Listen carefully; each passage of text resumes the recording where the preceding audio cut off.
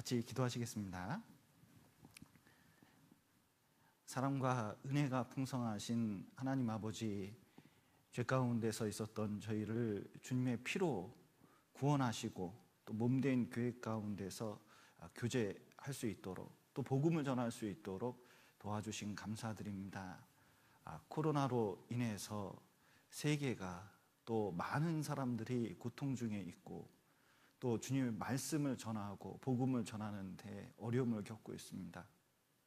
더욱 역사해 주셔서 참으로 질병을 이기고 또 말씀을 전하고 복음을 전할 수 있도록 도와주시고 또 이 시대에 우리 신앙을 지키고 또 말씀 앞에 나올 수 있도록 도와주시옵소서.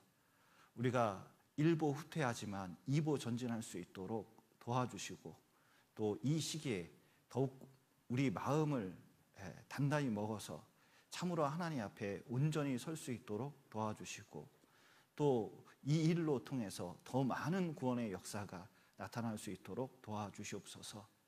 특별히 이 시대에 여러 사람들이 고통 중에 있습니다.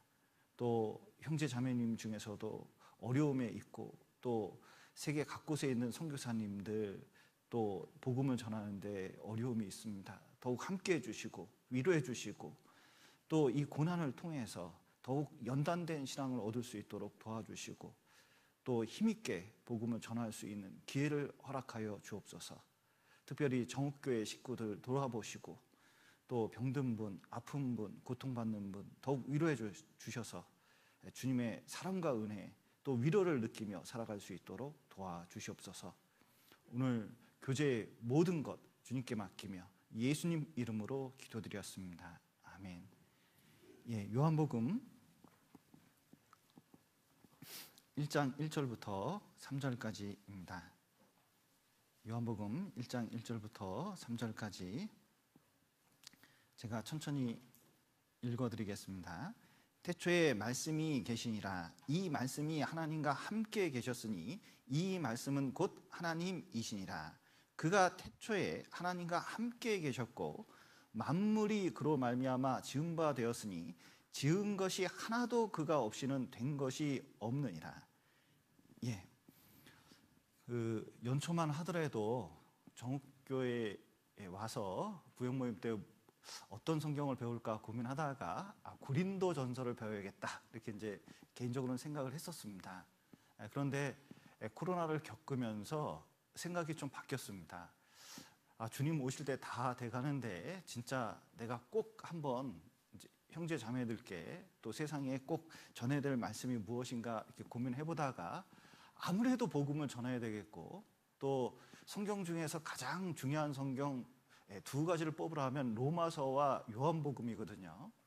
특별히 이 가장 중요한 성경이지만 설교자에게는 가장 부담스러운 성경이 로마서와 요한복음입니다. 특별히 요한복음 설교하기가 굉장히 어렵습니다. 가장 어려운 그 성경 중에 하나가 요한복음이기 때문에 그러합니다. 그러나 정읍교회에 있을 동안에 구역 모임마다 이 요한복음을 강의하면서 끝까지 가능할런지 모르겠습니다. 제 계산해 보니까 한 8년 정도 걸리더라고요. 그런데 어떻게 해서든 이 요한복음의 핵심적인 내용을 좀 자세히 배우도록 노력하겠습니다. 특별히 코로나19 시대에 온라인으로 보시는 분들이 많이 있고 못 나오시는 분들이 많이 있기 때문에 유튜브에 좀 올리고 자주 볼 수 있도록 오늘은 특별히 그런 일은 생전 없는데 파워포인트를 만들어서 말씀을 좀 전해보도록 이렇게 하겠습니다. 요한복음의 핵심적인 내용은 이것입니다. 여기 보시면 여기 요한복음의 목적이 있습니다. 요한복음 20장 30절 31절에 나타나 있는데 요한복음을 기록한 목적이 있습니다. 분명한 목적이 있습니다.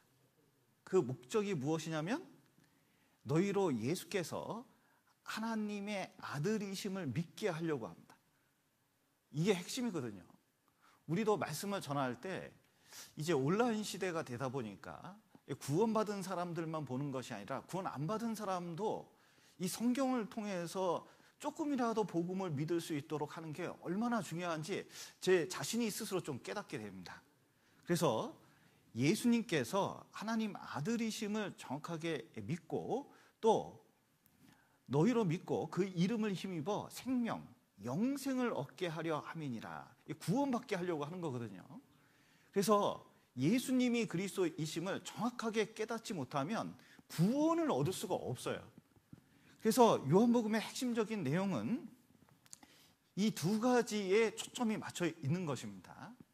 그래서 예수님이 누구신가? 많은 사람들이 예수님의 누군가 물어보면 이렇게 대답하는 경우가 많습니다. 예수님이 누구신가? 그러면 4대 성인 중에 하나다. 소크라테스, 부처, 그 다음에 공자, 그 다음에 예수님, 이렇게 말하는 사람이 있거든요. 예수님은 4대 성인 중에 하나가 아닙니다. 사람이 아니시거든요. 그리고 기독교의 창시자 이렇게 하는데 기독교의 창시자가 아닙니다. 그리고 이슬람 교도들은 예수님을 선지자라고 생각하는데 선지자도 아닙니다. 유대인들은 메시아임을 인정하지 않거든요. 지금도 인정하지 않고 있습니다. 신천지에서는 여기 여호와의 증인에서는 뭐라고 하냐면 이렇게 생각을 합니다. 이게 좀 까다롭고 어려운데 여호와의 증인에서는 예수님을 누구라고 생각하냐면 만물보다 먼저 창조되신 분. 그러니까 예수님은 하나님이 아니라 피조물, 창조물 중에 하나예요. 하나님이 창조하셨는데 모든 것을 만들기 전에 먼저 만든 모든 것보다 뛰어난 그분이다. 그렇게 얘기를 하는 거예요. 이 맞을까요? 틀릴까요? 이 말은 틀립니다. 그래서 요 골로새서 1장 17절에 있는 말씀을 인용을 해가지고 이렇게 구원받은 사람을 미혹하는 경우가 있고 많은 사람을 미혹하는 경우가 많습니다. 그런데 먼저 계시다, 성경에서 먼저 계시다, 이게 무슨 뜻이냐면 만물의 으뜸이다, 장자다. 장자가 뭐냐면 다른 자식들과 다르게 완전히 탁월해서 완전히 탁월하신 분, 그런 뜻입니다. 근본이고 으뜸인 분, 그런 뜻이거든요. 다른 말로 하나님이라고 성경은 말씀하고 계셔요. 여기 신천지에서는 여기 신천지 장막성전 이렇게 돼 있죠. 여기 보면 신천지 교회에서 예수님을 뭐라 그러냐면 예수님은 사람이신데 하나님의 영, 성령이 임하셨던 그분이다, 함께 하셨던 분이다, 이렇게 얘기를 하는 거예요. 이 말이 맞을까요? 그러고 나서는 자, 옛날 영지주의라고 있습니다. 그러니까 요한복음이 쓰일 때 그때 당시 사람들도 이런 사상을 많이 가졌어요. 여기 요 손표시 요거 보이시나요? 요거? 이게 누구를 뜻하는지 아세요? 여기 누굴까요? 이만희를 가리킵니다. 이만희가 항상 이러고 다니거든요. TV 잘 보셔요. 이게 신천지 표시입니다. 이러고 다니는 사람 자세히 보셔요. 그런데 이 이만희 씨가 하나님, 그 다음에 예수님, 성령이 요 안에 싹 들어갔다는 거예요. 그래, 이 시대에 이긴 자다, 이런 식으로 이제 미혹을 합니다. 그런데 다 예수님에 대해서 이렇다 저렇다 얘기하고 있는데 결국은 공통점이 하나 있습니다. 뭐죠? 예수님이 하나님이라는 걸 부인하는 거예요. 그러면 예수님이 하나님이라는 것을 부인하면 이들의 특징이 뭐냐면 구원받은 사람이 한 명도 없어요. 그래서 예수님이 하나님이라는 걸 인정하지 않으면 절대로 성경을 통해서 말씀을 읽어도 구원을 받을 수가 없습니다. 여러분 생각을 해보십시오. 이게 얼마나 우리 구원하고 연결되어 있냐면 예수님께서 하나님보다 못한 존재라면 우리 죄가 없어질 수 있을까요? 하나님의 진노, 심판이 있는데 하나님보다 못한 존재가 그걸 막을 수 있을까요? 하나님의 진노를 감히? 그럴 수가 없습니다. 우리 죄를, 나의 죄를 반드시 해결하려면 천지를 창조하신 하나님께서 그 거룩한 피로 그 대속을 하지 못하면 절대자 하나님 앞에서 그 죄를 막을 수가 없는 거예요. 그래서 이것이 우리 구원하고 얼마나 연관되어 있는지 몰라요. 그런데 구원받은 사람도 가끔 그런 생각하거든요. 예수님이 진짜 하나님인가? 자꾸 엉뚱한 생각을 자꾸 많이 합니다. 그러면 구원도 흔들리게 되어 있는 거예요. 그래서 요한복음이 쓰여진 겁니다. 그래서 요한복음 처음부터 무엇을 가리키고 있냐면 예수님께서 하나님이라는 것을 분명히 나타내고 있습니다. 요한복음 1장 1절부터 3절까지의 내용이 좀 어렵지만 자세히 분석해보면 너무나 쉬워요. 누구를 가리키고 있냐면 예수님 가리키고 있는 거거든요. 예수님은 누구냐? 자, 태초에 말씀이 계시니라 이렇게 하셨는데 태초부터 계셨던 뭘까요? 예수님은 말씀이다. 이렇게 요한복음은 말씀하고 계십니다. 여기 태초에 그럴 때 이 태초가 무엇을 가리킬까? 성경에 맨 처음에 태초로 시작하는 게 성경이 세 군데가 있습니다. 창세기 1장 1절, 요한복음 1장 1절, 요한일서 1장 1절 이렇게 되어 있거든요. 그런데 창세기 1장 1절에서 말씀하시는 태초에야 하고 태초에야 하고 그리고 요한복음이나 요한일서에서 말하는 태초에야 하고는 의미가 틀립니다. 태초에 하나님이 천지를 창조하시니라 할 때 그 태초는 언제냐면 만물이 시작할 때 이 세상 맨 처음에 모든 것이 시작할 때 우주가 시작할 때 그런 뜻입니다. 그래서 그때 태초를 말하는 거고 요한복음과 요한일서에서 말씀하시는 이 태초는 뭐냐면 자, 그 모든 것이 시작하기 전에 그런 뜻입니다. 그러니까 쉬운 말로 뭐냐면 영원 전에 아무것도 없을 때 하나님만 계실 때 그런 뜻이에요.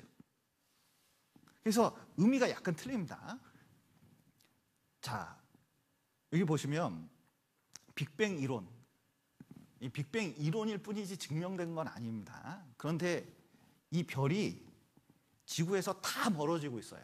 그 뜻은 무엇이냐면 자, 이게 우주가 팽창하고 있습니다. 팽창하고 있는데 이 팽창하는 지금 현재 우주를 말하고 있는 거고 지금 보세요. 이렇게 가는 게 미래 우주를 말하는 겁니다.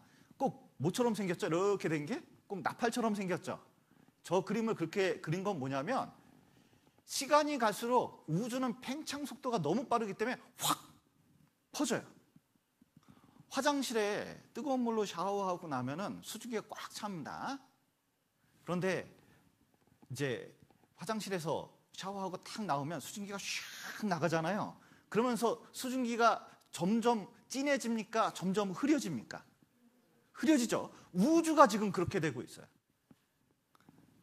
그런데 이게 좀 재밌는 것 중에 하나가 혹시 누가 물어보면 좀 대답을 해주시면 좋을 것 같아서 많은 사람들이 우주가 성경에 이 세상 창조하는데 며칠 걸렸다고 말씀하시죠?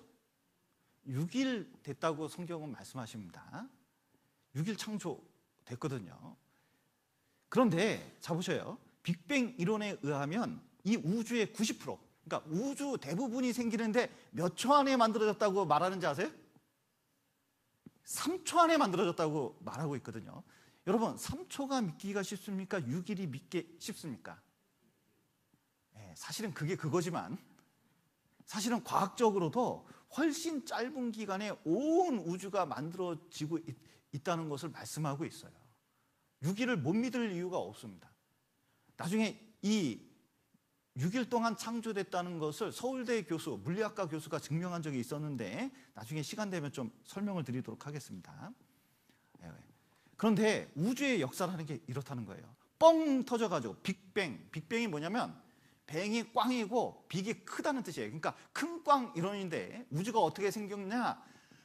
갑자기 한 점이 있다가 뻥 터져가지고 3초 만에 뭐 됐어요? 우주 돼버렸다는 거예요. 그래서 이 우주가 얼마나 커요? 근데 3초에 됐다는 게 이게 이해가 안 가잖아요. 그러니까 그만큼 뻥 터졌다는 뜻이거든요. 그런데 자 보셔요.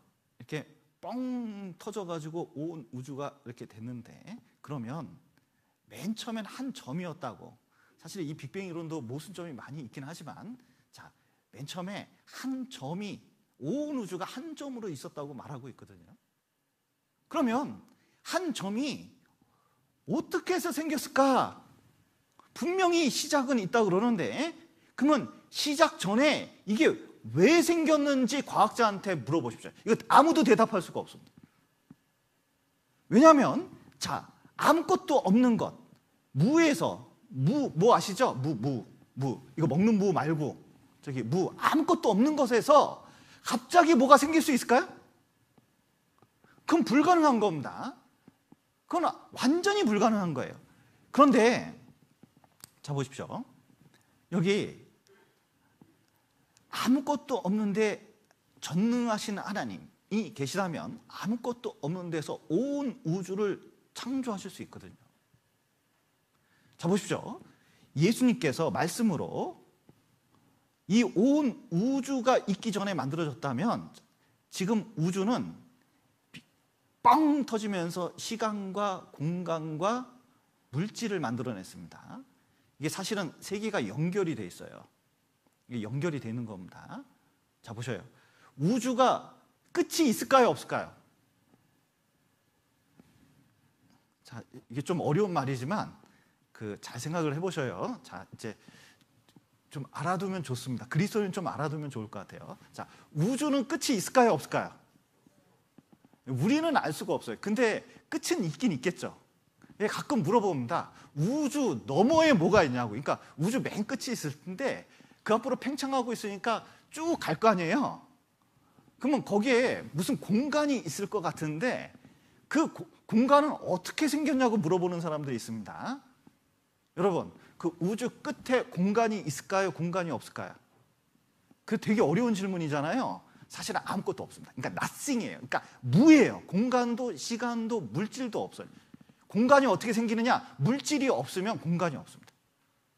이게 현대 물리학이 발견해낸 거거든요. 그러니까 그 전에는 시간, 공간, 물질 이런 것이 아무것도 없었어요.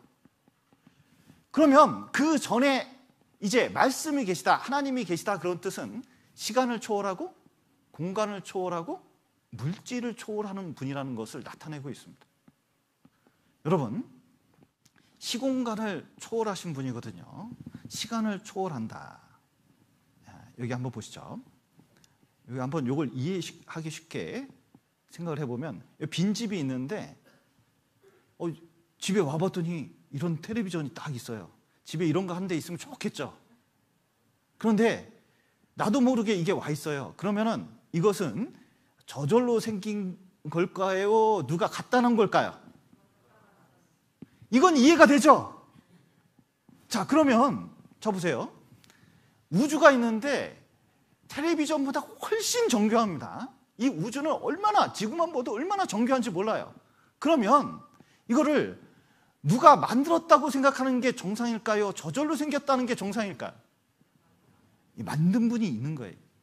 우주 자체가 있는 것은 누가 인격적인 분, 능력자가 있다는 걸 보여주고 있는 겁니다. 그래서 태초에 말씀이 계시니라, 계셨으니, 그리고 함께 계셨고 하는 것은 이미 계시고 있다. 영원전부터 실제 계신 분이다. 그러니까 시간, 공간, 물질, 시간을 초월한다는 뜻은, 공간을 초월한다는 뜻은, 물질을 초월한다는 뜻은 뭐냐면 그런 것과 의존하지 않고 스스로 존재해야 된다는 뜻이에요. 그리고 시간을 초월하기 때문에 영원한다는 게 이게 확실한 거거든요. 여러분은 시간에 구속받고 있습니까? 초월하고 있습니까? 진짜 시간을 초월했으면 좋겠는데, 좀 시간을 거슬러 올라가서 점점 젊어졌으면 좋겠는데 그게 안 되잖아요. 여러분, 공간을 초월할 수 있습니까? 그리고 물질을 초월할 수가 없어요. 여러분, 재난 기본소득을 국가에서 준다 그럽니다. 그럼 받아야 되겠습니까? 안 받아야겠습니까? 느낌이. 물질 초월하기가 힘들어요, 우리는. 그래서 여기 잠깐 보시면 이제 태초부터 계신 그 말씀으로 계신 예수님의 특징을 여기서 보여주는데, 여기 기차가 있습니다. 맨 뒷칸이 끌려가고 있는데 왜 끌려가나 보니까 앞칸이 끌고 가요. 그 원인이 된 거죠. 자, 여러분은 여기 계십니다.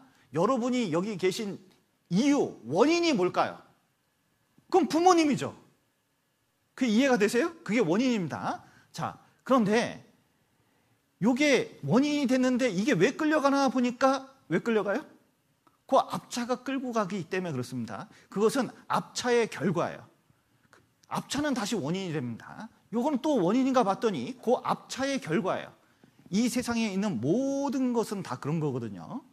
그런데 맨 앞차를 봤더니 칙칙폭폭 하고 이렇게 앞으로 가거든요. 그런데 왜 가나 봤더니, 자, 이 앞차는 왜 가고 있죠? 알고 봤더니 스스로의 동력으로 가고 있다는 겁니다. 이 세상에 있는 것은, 자 보십시오. 이 세상에, 지구상에 있는 것만 보더라도 이 세상에 있는 건 다 원인과 결과가 있어요. 그런데 닭이 먼저냐 달걀이 먼저냐 그런 얘기를 계속 할 수밖에 없는 세상에 살고 있습니다. 그러네 궁극적인 원인은 뭐냐? 하나님이 되시고 예수 그리스도가 되신다는 것을 요한복음 1장 1절에서 그것을 나타내고 있거든요. 그렇기 때문에 시공간 그리고 물질을 초월하기 때문에 그분은 어떡하냐? 그것과 상관없이 자존하시는 분이라는 것을 알 수 있어요. 스스로 존재하는 분입니다. 스스로 있는 자라고 그래서 하나님이 말씀하셨죠. 그리고 우주가 무한하잖아요. 그러니까 우주가 끝이 없는 우주를 창조했다면 그의 능력이 무한한 걸 가리키고 있고, 우주를 보면 얼마나 정교한지 모릅니다. 그리고 그것은 뭐냐면 하나님의 지혜가 엄청나게 이게 전지하다는 것을 나타내고 있는 거거든요. 우주 자체가 무엇을 나타내고 있냐? 그 전에 계신 분이 계시다면 그분은 틀림없이 하나님일 수밖에 없다는 것을 논리적으로 가르쳐주는 거예요. 그 외에 다른 논리가 있을 수 없습니다. 그래서 성경에서는 예수님은 베들레헴에서 태어났습니다. 그런데 유다 족속 중에서 베들레헴에서 태어났는데 자꾸 사람으로 아기로 태어나다 보니까 자꾸 사람 비슷하게 생각해요. 사람들이. 신학교에서 설문조사를 했습니다. 성경을 배우는 것 중에 제일 믿지 못하는 것 1등이 뭔지 아세요? 동정녀 탄생입니다. 예수님의 동정녀 탄생이. 에이, 사람이 어떻게 그냥 아버지 없이 태어나? 에이, 다 그런 거 아니야? 뭐 이렇게 생각을 하는 경향이 많다는 거예요. 왜 그럴까요? 천지창조는 믿으면서 그런 건 잘 안 믿으려고 그래요. 마음속에 죄가 있기 때문에 자꾸 죄된 관점에서 보니까 이게 마음속에 안 받아들여지는 겁니다. 그러니까 성경에서는, 특히 요한복음 요한 1서에서는 예수님께서 진짜 하나님이시다, 그것을 계속해서 강조하셔요. 그 증거가 얼마나 많은지 모른다. 예수님은 그의 근본이 베들레헴에 낳았고 사람으로 낳았지만 상고의 태초의 근본이라는 것을 말씀하고 있고, 예수님 자신도 유대인들에게 아브라함이 나기 전부터 내가 있느니라, 이게 뭐냐면 하나님만 쓰는 단어거든요. I am who I am, 에고 에임이라고 그러는데 나는 있느니라는 것은 하나님만 쓰는 말입니다. 그래서 자존자라는 것을 나타내고 있습니다. 그래서 예수님께서는 태초부터 계셨고, 태초가 언제라고요? 영원 전부터 계셨고, 그리고 그때 계신 방법이 시간으로도 공간으로도 물질로도 예수님을 표현할 길이 없어요. 요한복음에서는 우리에게 알아듣기 쉽게 예수님이 누군지를 가르쳐 주시는데, 그분은 태초부터 있었던 말씀이셨다. 그런데 이 말씀이 하나님과 함께 계셨으니 이 말씀은 곧 하나님이시라 그랬는데, 자 보십시오. 여기 하나님은 어떤 하나님을 가리키고 있죠? 이 말씀이 하나님과 함께 계셨으니 이분은 누굽니까? 성부 하나님입니다. 근데 이 말씀은 곧 하나님이시라 그럴 때 예수님께서 하나님이라는 것을 말씀하고 계시거든요. 자 보십시오. 개의 아들은 개입니까? 어떤 분은 새끼자를 붙이던데, 개의 아들은 개죠. 사람의 아들은 사람입니다. 그게 이해가 되시죠? 하나님의 아들은 하나님이십니다. 근데 인간적인 개념이 아니에요. 그래서 예수님은 하나님으로 계시다는 것을 태초부터 계신 그분이라는 것을 성경은 분명히 말씀하고 계십니다. 그 예수님이 누군가라는 것을 정확하게 알 필요가 있거든요. 여러분 보십시오. 여러분 예수님이 누군가 이렇게 물어보면 뭐라고 대답하시겠습니까? 예수님이 누군가, 우리가 신앙생활 이 정도 했으면 예수님이 누군가 물어보면 대답을 해야 될 거 아니에요. 그리고 나한테 어떤 의미가 있는가 대답을 해야 될 거 아니에요. 그리고 나한테 어떤 의미가 있는가, 여러분 예수님이 나에게 어떤 의미가 있고 나에게 몇 퍼센트 의미가 있습니까? 어떤 사람은 10% 의미가 있을 수 있고, 어떤 사람은 50% 의미가 있을 수 있고, 어떤 사람은 100% 의미가 있을 수 있거든요. 성경에 예수님이 나의 전부가 되는 사람들이 얼마나 많았습니까? 인생을 걸었거든요. 그런데 그분이 태초부터 계신 말씀이었고 하나님이라는 것을 깨닫게 되면 전부 걸어도 손해가 아니라는 걸 알게 돼요. 여러분, 말씀이라는 것은 우리가 생각하는 그냥 해보는 그 말 정도가 아닙니다. 그것은 성자 하나님으로서 인격을 갖추고 있고 천지를 창조하신 하나님이라는 것을 성경에서는 계속 말씀하고 계십니다. 그래서 히브리서 1장 2절에는 이 모든 날 마지막에 아들로 우리에게 말씀하셨으니, 성경에서는 예수님을 말씀으로 표현한 구절이 의외로 많습니다. 구약 성경에서도 그게 많아요. 그래서 구약 성경에서도 여호와의 말씀으로 하늘이 지은 바 되었으며 저가 그 말씀을 보내어 저희를 고치사, 그리고 사무엘하 7장 21절하고 역대상 17장 19절하고 비교해보면 이 구절 내용이 똑같거든요. 주의 말씀을 여호와로 표현한 구절이 있습니다. 그러니까 말씀이 예수님 그 자체라는 걸 암시하는 구약 성경 구절이 그렇게 많아요. 또 요한계시록에도 예수님이 직접 자기를 소개할 때 나는 알파와 오메가라 이렇게 하셨는데, 알파가 뭐죠? 알파벳에 지금으로 하면 A이고 오메가는 Z를 가리키고 있습니다. 그러니까 처음과 끝을 가리키고 있는데, 중요한 것은 문자로 표현한 뜻은 뭐냐면 말씀으로 계시다는 것을 우리에게 가르쳐주고 있는 거예요.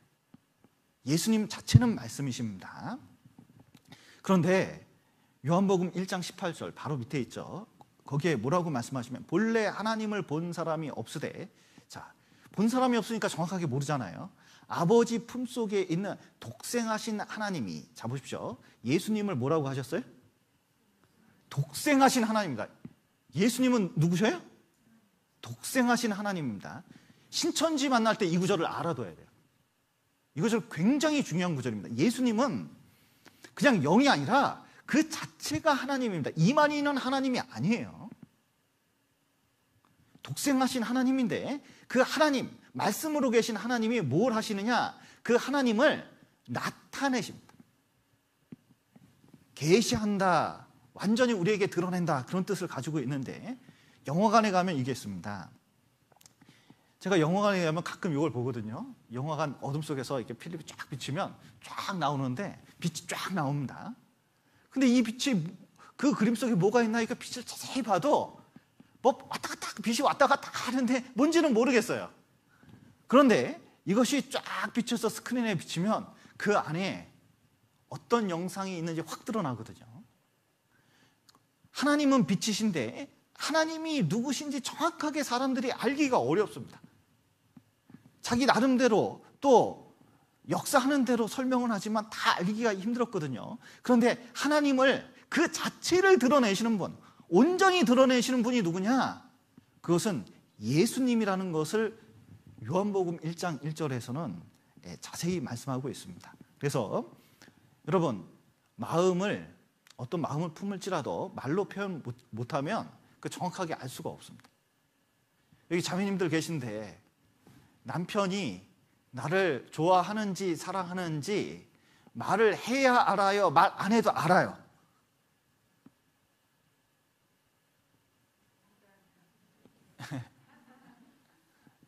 이제 그런 거 다 났어요. 그러시는 것 같기도 하고.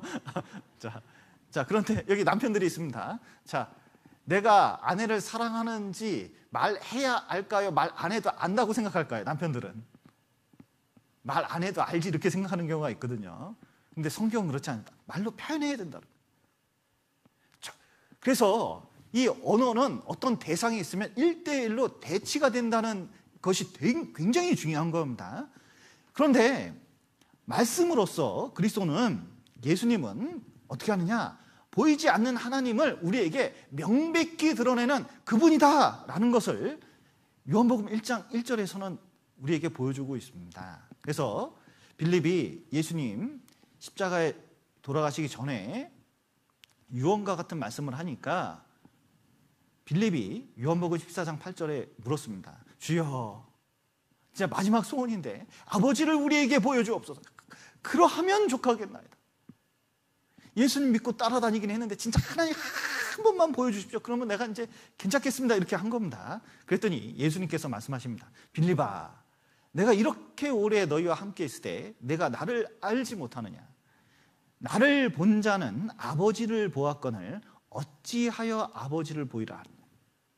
자, 예수님 누구시냐?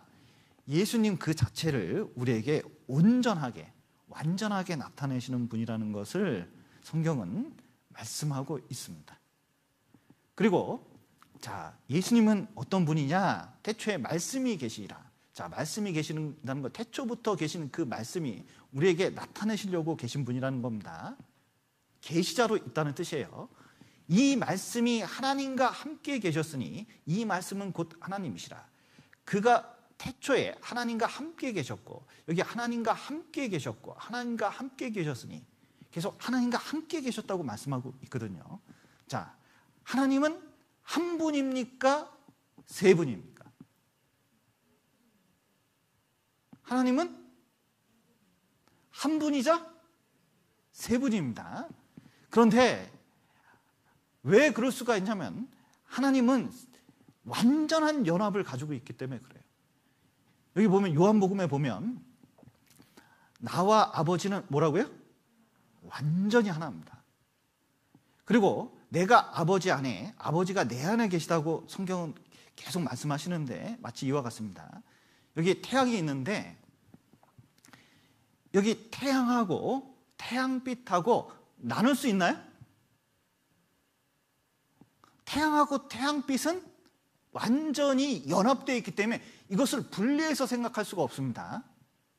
그런 것처럼 하나님과 예수님은 완전히 연합되어 있기 때문에 분리해서 생각할 수가 없다는 거예요. 완전히 하나입니다. 그래서 성경에서는 계속 이렇게 말씀하십니다. 자, 우리 하나님 여호와는 자, 몇 분이라고요? 오직 하나십니다. 그리고 하나님은 몇 분 하나님? 한 하나님입니다. 한 하나님, 한 분이시라는 거예요. 하나님은 몇 분? 한 분이셔. 이것은 구약 성경에서 계속 강조되어 있는데 이방인들이 다신교를 믿고 있기 때문에 하나님은 유일하신 분이라는 것을 나타내기 위해서 하신 말씀입니다. 그런데 자, 보셔요. 구약 성경에도 이렇게 말씀하십니다. 자, 하나님이 가라사대 나의 형상입니까? 우리의 형상입니다. 우리의 형상을 따라 우리의 모양대로 우리가 사람을 만들고, 저희 우리가 되겠습니다. 삼위일체 하나님입니다. 안산홍 증인에서는 뭐라고 하죠? 여기를 장길자 하나님과 하나님 이렇게 얘기하거든요. 그거 아닙니다. 삼위일체 하나님. 여기 창세기 3장에도 우리 중 하나와 같이 되었으니 했는데, 자, 삼위일체라는 것을 보여주고 있고 인격이 분리된다는 것을 나타내고 있습니다. 바벨탑 사건에서도 하나님이 우리가 내려가서 이렇게 표현하셨고, 이사야 6장 8절에도 누가 우리를 위하여 갈고 이렇게 표현하셨거든요. 성경은 하나님께서 삼위일체의 하나님이라는 것을 나타내고 계십니다. 이게 진짜 어려운데요. 자, 보세요. 왜 이런 일이 생기냐면 이런 겁니다. 무한대 더하기 무한대 더하기 무한대는 뭐냐면 무한대거든요. 그러니까 무한하면 우리하고 생각이 완전히 틀립니다. 자, 보세요. 1 더하기 1 더하기 1은 뭐죠? 너무 쉽죠. 3이죠. 그런데 무한대는 3개 더해도 무한대예요. 놀라운 것은 이 앞에 있는 무한대하고 이 뒤에 있는 무한대하고 똑같을까요? 다를까요? 똑같아요. 똑같아. 그러니까 하나님은 무한하시고 영이십니다. 영이라는 것은 편재하는 영이에요. 그러니까 편재하는 건 뭐냐면 우주에 완전히 꽉 계셔요. 그러니까 분리할 수가 없어요. 우리하고 차원이 다르기 때문에 이게 가능한 겁니다. 그래서 우리가 볼 때는 차원 때문에 이해가 불가한 경우가 많아요. 자, 여기 공간에 3개로 뭉쳐져 있는 이걸 볼 수가 있습니다. 이거 하나처럼 보이죠? 근데 이게 3차원이고 여기 평면이 2차원이 있는데 이것이 뺑글뺑글 돌다가 이 평면에 닿았어요. 이렇게 닿는데 평면에서 보면 이 뒤에서 좀 보죠. 자, 요거 하나만 겹쳤을 때는 몇 개로 보이죠? 하나. 그런데 2개가 겹쳤습니다. 2개가 겹쳤어요. 그러면은 2개가 겹치면 몇 개로 보이죠? 2개. 그리고 3개가 겹쳤습니다. 그러면 몇 개로 보이죠? 3개. 그러니까 2차원에서 보면 3차원에서 보면 무조건 하나인데 2차원에서 보니까 하나 같기도 하고 2개 같기도 하고 3개 같기도 한 거예요. 우리는 하나님과 차원이 틀리기 때문에 하나님은 한 분 같기도 하고 2분 같기도 하고 3분 같기도 한 거예요. 그러나 온전히 하나이십니다. 그래서 여기 보면 완전히 연합된 그분이고 여기 보시면 예수님은 누구냐? 만물이 그로 말미암아 지은 바 됐으니 만물의 근원이 예수님이다. 지은 것이 하나도 그가 없이는 된 것이 없느니라 말씀하셨는데 모든 만물의 근원이 예수님이라는 걸 알아야 됩니다. 옛날에는 그 그리스 철학자들은 만물의 근원은 물이다, 흙이다, 뭐 그 공기다, 뭐 등등 이런 식으로 말을 했는데 이 만물의 근원은 예수님입니다.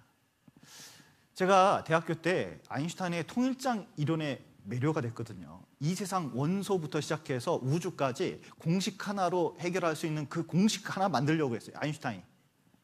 근데 연구해 보니까 그런 거를 만들 수가 없고 그런 건 없어요. 하나님이 그런 식으로 만들질 않았어요. 그런데 모든 것의 근원을 쭉 찾아가면 근본 원인이 뭔지 아셔요? 예수님입니다. 예수님 알게끔 하려고 하는 거거든요. 잠깐 보시면 잠언 8장에 이렇게 말씀하고 계십니다. 자, 여호와께서 그 조화의 시작 곧 태초에 일하시기 전에 나를 가졌으며 이때 나가 누굴까요? 잠언 8장에는 지혜로 되어 있는데 말씀으로 계신 예수 그리스도를 말씀하고 계십니다. 그래서 뭐 만세전 상고부터 땅이 생기기 전부터 그러니까 모든 것이 생기기 전에 내가 그 곁에 있어서 창조자가 되어 이 모든 것을 함께 했다는 것을 나타내고 있습니다. 그러니까 이 온 우주는 근본이 누구예요? 예수님 손에서 나온 겁니다. 그래서 예수님, 모든 것이 예수님 중심으로 창조됐다는 것을 이해할 필요가 있어요. 그러면 중요한 게 이겁니다. 자, 보세요. 이 만물을 쭉 살펴보면요, 예수님이 뭐하러 이렇게 만물을 창조하셨을까? 자, 보십시오. 왜 하나님은 이 온 우주를 이렇게 창조하셨을까? 왜 인간을 이렇게 창조하셨을까? 우주를 시작한 동기가 뭘까? 아무것도 부족함이 없을 텐데 왜 이렇게 시작하셨을까? 이게 되게 궁금하잖아요. 왜 시작하셨을까요? 뭐 때문에 이렇게 시작하셨을까요? 그것은 딱 한 가지입니다. 교회, 구원받은 사람들을 위해서 이 온 우주를 만든 거거든요. 사랑의 짝으로 만들려고. 그러니까 모든 것의 근본이 거기에 있는 거예요. 한 명이라도 더 구원받게 하려고 이 세상 만든 거거든요. 그러니까 이 온 우주의 최종적인 목적이 누구한테 있어요? 우리한테 있고 우리가 하나님과 완전히 연합되기를 바라는 하나님의 마음이 있습니다. 그래서 자, 보셔요. 여기 하나님이 창조한 것 중에, 예수님이 창조한 것 중에 이런 것들이 있습니다. 골로새서 보면 보좌들, 주관들, 정사들, 권세들이 있습니다. 이게 다 누구를 가리키면 천사들을 가리키고 있는 겁니다. 천사들. 보이지 않는 세계를 만드셨어요. 그런데 가장 중요한 게, 자, 근원으로 들어가면 가장 중요한 게 이겁니다.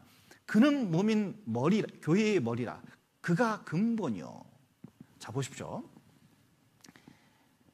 만물을 창조하셨는데 최종적인 목적이 교회거든요.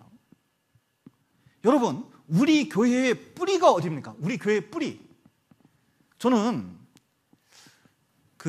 최근인가 이게 보니까 자꾸 우리 교회의 뿌리를 무슨 선교사에서 찾고, 우리 교회의 뿌리를 사람으로 자꾸 이렇게 취급하고 역사를 자꾸 다루려고 하는 경향이 있거든요. 근데 그 역사가 다 맞는지 안 맞는지 그것도 모릅니다. 조사해보면 확실한 것도 아니에요. 진짜 초창기에 구원받은 분들 얘기를 들어보면 구원받은 동기가 선교사가 아닙니다. 실제로 그래요. 그러면 근본이 누구냐? 우리 교회의 뿌리는 예수 그리스도가 되거든요. 여러분, 나의 근본 뿌리도 그렇습니다. 여러분 신앙의 근본과 뿌리가 어떻게 됩니까? 어떻게 되셔요? 이요한 목사님이 여러분의 신앙의 뿌리입니까? 근본이에요, 그게? 여러분, 담임 목사인 제가 여러분의 신앙의 근본입니까? 턱도 없는 소리죠. 우리는 복음의 말씀을 전도자를 통해서 전할 수는 있습니다. 그런데 그 전도자의 말을 듣고 성경을 통해서 복음을 듣고서 십자가하고 1대1로 만나지 않으면 이거 구원을 안 받는 거예요. 우리의 구원의 뿌리는 십자가고 예수 그리스도거든요. 그래서 자꾸 사람에게 근거를 두면 안 돼. 그런 식으로 말하면 안 돼요. 여기 갈라디아서 잠깐 보시죠.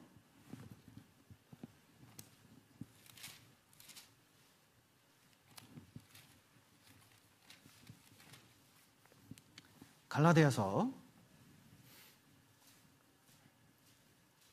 1장 11절입니다. 1장 11절. 형제들아, 내가 너희에게 알게 하노니 내가 전한 복음이 사람의 뜻을 따라 된 것이 아니라 이는 내가 사람에게서 받은 것도 아니요 배운 것도 아니요 오직 예수 그리스도의 계시로 말미암은 것이라. 자, 보십시오. 바울 사도가 구원받은 것은 다메섹 도상에서 예수 그리스도 만났거든요. 그때 예수님께 말씀 들어서 구원을 받았을까요? 아니면 그 다음에 아나니아를 만나서 이 눈에 비늘 같은 눈꺼풀을, 그 눈에서 비늘 같은 것을 벗겨내가지고 눈이 보이게 했거든요. 그때 아나니아, 먼저 깨달은 아나니아에게서 복음 깨달아서 들었을까요? 나중에 바나바를 통해서 사도들을 만나는데 그 사도들에게 복음을 들은 걸까요? 그런 게 아닙니다. 직접 예수 그리스도를 통해서 십자가의 의미를 바울 사도는 직접적으로 깨달은 거거든요. 우리도 마찬가지입니다. 그래서 우리의 근본은 다른데, 우리의 뿌리는 다른 데 있는 게 아니에요. 그에게 있다는 것을 명심해야 됩니다. 다 그로 말미암아 됐다는 것을 꼭 알아야 되거든요. 이 말씀에게서 교훈을 얻어보면 그가 없이 된 것은 하나도 없다는 걸 알아야 됩니다. 자, 보셔요. 예수님 없이는 말씀이신 예수님이시기 때문에 아무 말씀도 깨달을 수가 없어요.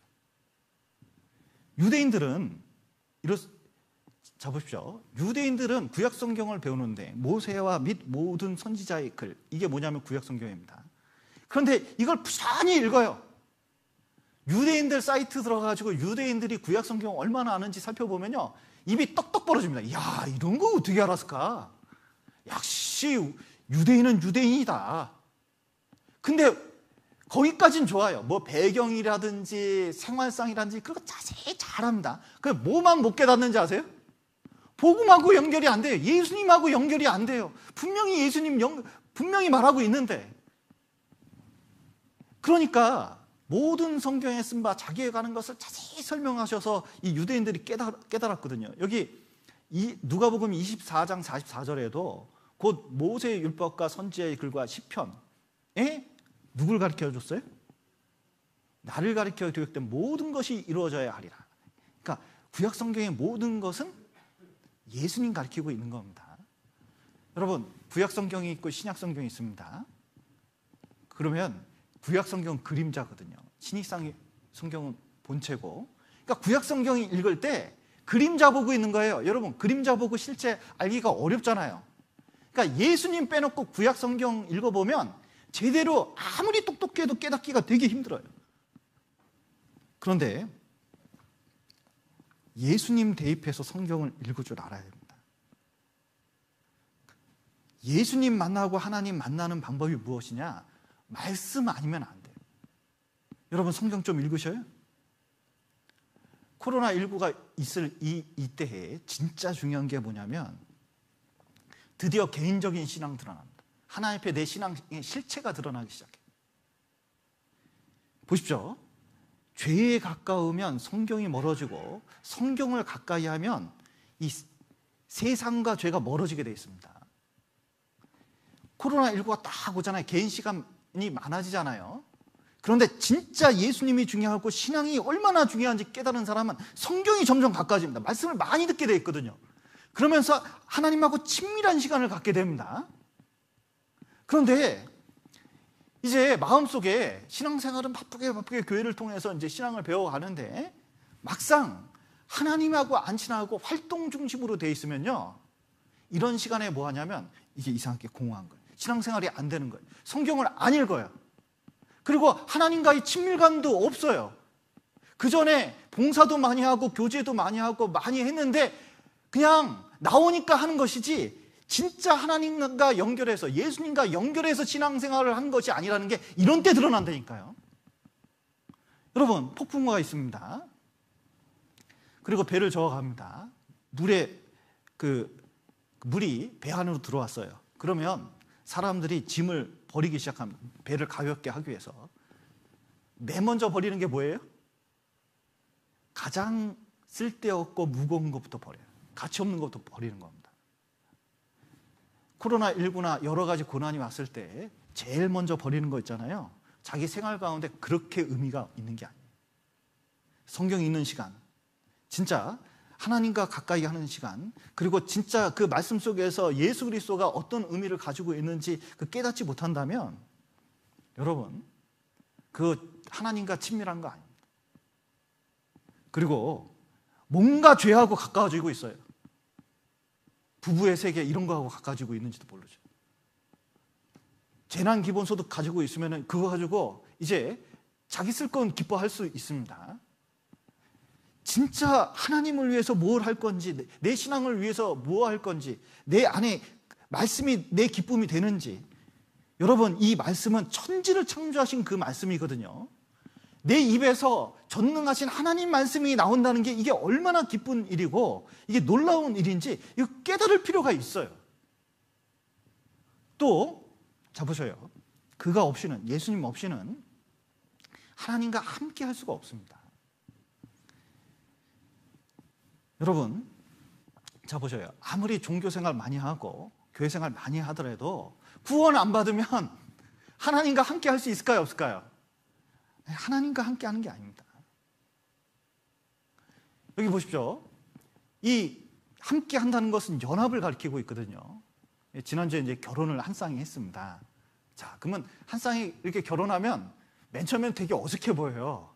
저 둘이 하나인가? 이런 생각이 듭니다. 그런데 결혼한 지 오래되고 둘이 같이 다니는 걸 계속 보면 이제 나중에 무슨 일이 생기면요, 둘이 한 세트로 묶게 돼 있어요. 왜냐면 딱 하나로 보이는 거예요. 부부는. 가족은 하나처럼 이렇게 보이는 겁니다. 이게 연합돼서 찢을 수가 없어요. 자 보세요. 부부가 결혼하는 것은 종이 2장을 풀로 딱 붙이는 거하고 똑같습니다. 딱 붙었는데 근데 갈등이 생겨서 이걸 딱 찢어 놓으려고 그렇습니다. 이게 띄어 놓으려고 하거든요. 그러면 온전히 띄어집니까? 찢어집니까? 이게 찢어져요. 여러분, 결혼했다가 이혼하는 게 이렇습니다. 여러분, 제발 이혼하지 마세요. 이게 영적으로 또 정신적으로 여러 가지 가정 안에서 얼마나 큰 영향을 주는지 몰라요. 그냥 진짜 간절히 마음에 결심하시고 진짜 이 상태를 정말 최선을 다해서 노력하고 하나님이 도와주시길 간절히 바라는 마음 좀 필요해요. 예수님 없이는 구원받기 전에는, 십자가의 도를 깨닫기 전에는 하나님과 함께 할 수가 없습니다. 그리고 자, 그 다음에 예수님의 이름이 임마누엘이거든요. 임마누엘 뜻이 하나님이 우리와 함께 계시다, 이런 뜻입니다. 구원 받을 때 하나님이 함께 하시거든요. 문제는 이거예요. 자, 보십시오. 하나님이 함께 하시는데 하나님과 완전히 연합되는 게 중요하거든요. 여기에 강강수월래가 있는데 딱 연합되어 있습니다. 근데 동글동글 돌면서 앞으로 나가면 점점 가까워져요. 멀어지면 점점 멀어지고.